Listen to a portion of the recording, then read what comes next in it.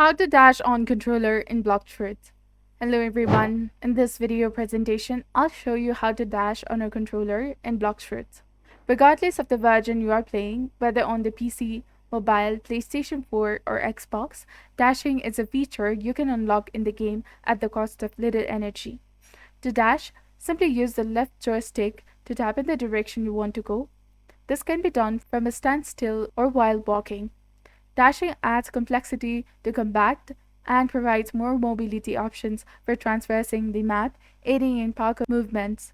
Adjusting the dash mid action is possible, offering flexibility in movement. Practice and explore how to utilize dashing effectively in your gameplay. Remember, using the left joystick to dash works with the official controllers like DualShock, DualSense, Xbox controllers, and generic ones. Ensure you have enough power or energy to dash.